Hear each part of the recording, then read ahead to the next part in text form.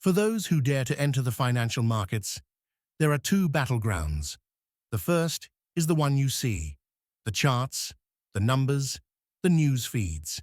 It is a world of strategy and analysis. But the second battleground is invisible. It is the mind market, and it is where the war is truly won or lost. This is Alex. Like every aspiring trader, he believed that success was a matter of knowledge.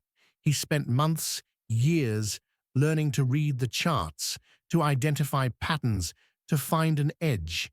He believed he was preparing for the first battleground. He had no idea the real enemy was waiting on the second. The market offers a powerful lure, absolute freedom. 3. For the first time, Alex was in complete control. No boss, no schedule. He could make all the rules. But this total freedom is a paradox. In an environment with no external structure, a trader must provide their own. Without it, freedom becomes a curse. And so, the trap was set. An early, significant win. It felt easy. It confirmed all his biases. In his mind, he hadn't gotten lucky. He had been right. The energy from the winning trade coalesces into two massive imposing figure, hubris, ego. A flawless, towering colossus made of shimmering glass. Its voice is Alex's own, but deeper, arrogant, and echoing. Mammon, greed, a hulking beast of cracking gold and dripping oil, inspired by historical depictions of avarice. Hubris, voice booming. You see, you predicted it perfectly. You are smarter than them. You figured this game out. That was nothing. A pittance. The next one is the mother lode. Don't hesitate. Risk it all. In a state of euphoria, risk becomes invisible. The trader believes nothing can go wrong, so there's no need for rules. This is the most dangerous mindset in trading. He was now operating within what Mark Douglas calls the reality gap, the chasm between his rigid expectation of what the market should do and the infinite possibilities of what it can do. But the market is simply a reflection of the collective mind. It has no memory of a trader's last win. It owes no one a predictable outcome. Every moment is unique. In the mind market, the catastrophic loss manifests as a terrifying explosion.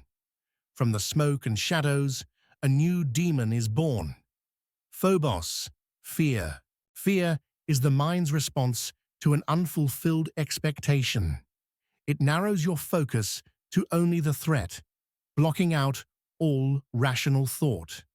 Alex was no longer trading. He was surviving. He had made the most common mistake. He blamed the market, but the market is always neutral. It only provides information. The painful truth was that his results were a perfect reflection of his own undeveloped mindset. He was responsible. To avoid the pain of being responsible for his results, the typical trader will search endlessly for a better strategy, believing the solution is external. This only compounds the problem. The more he learns, the more he expects from the market, making the next failure even more painful.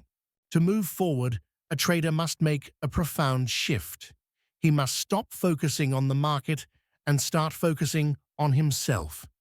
He must take complete and total responsibility for his actions and outcomes. The first step is to understand that your beliefs and attitudes create your mental environment. This environment acts as a filter, shaping your perception of market information. If you believe the market is a dangerous place, you will only perceive threats. If you believe you must be right, you will interpret any move against you as a personal attack. Alex confronts his demons in the mind market. They are no longer giant monsters, but are his size, taunting him. Alex, to hubris, it wasn't my fault. The setup was perfect. The market was just irrational. Hubris, smiling smugly. Exactly. You were right. The world was wrong. Hold that belief. It protects your fragile ego. Alex, to Phobos, I can't trade again. I'll just lose. It's too risky. Phobos, whispering insidiously. Yes, stay safe. Never risk again. The pain of loss is too great to bear. Avoid it at all costs. Taking responsibility is the cornerstone of a winning attitude. It means accepting, at the deepest level of your identity, that you, not the market, are completely responsible for your success or failure. Alex, no. It was my fault. I broke my rules. I let greed control me. I refused to accept a small loss. I am responsible. This acceptance is the turning point.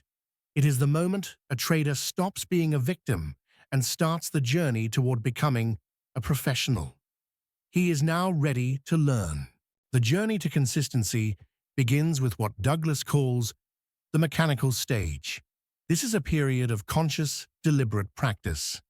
The goal is to build a new mental framework by rigidly following a rule-based system, thereby creating new, empowering beliefs and habits.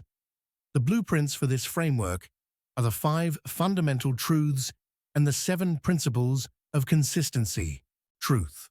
1. Anything can happen. The market is a confluence of infinite variables.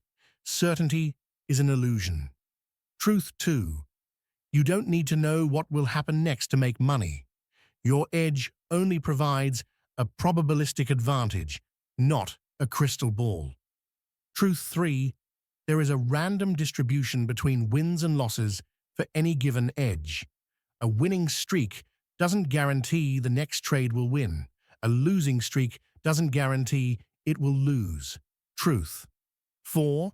An edge is nothing more than an indication of a higher probability of one thing happening over another. It is a statistical advantage over a large sample size, nothing more.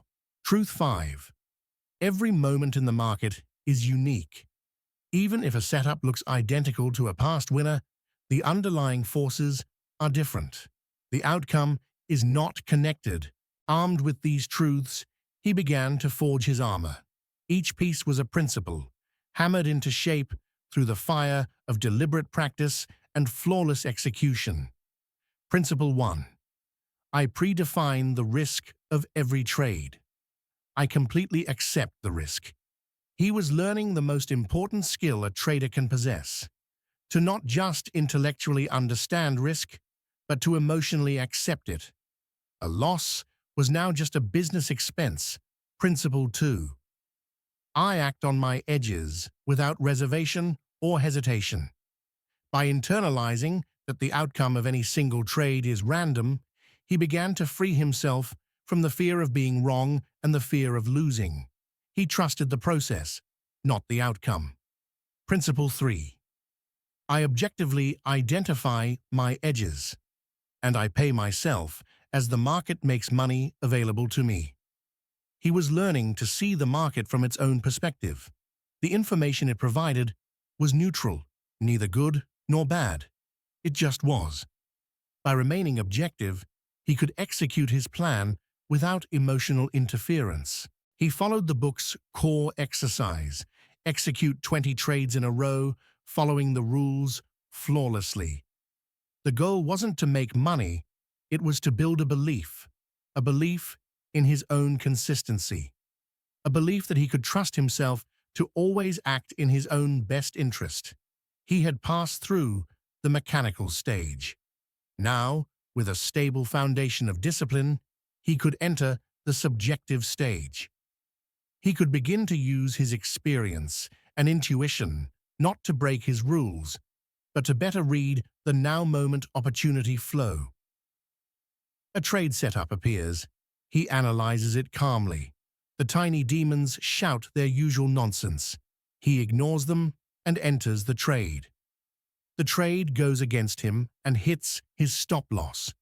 He closes it without a flicker of emotion and journals the result. Another setup appears. He takes it without hesitation. This one works. He takes profit at his target. No celebration. just execution. The market is choppy.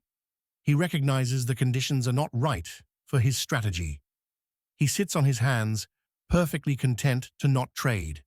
Eris, the jester of FOMO, zips around him, showing him other markets rocketing, but he is unmoved. He was no longer trading from a place of hope, fear, or ego. He was operating like a casino. He knew he had a small statistical edge, and his only job was to allow that edge to play out over a large series of trades.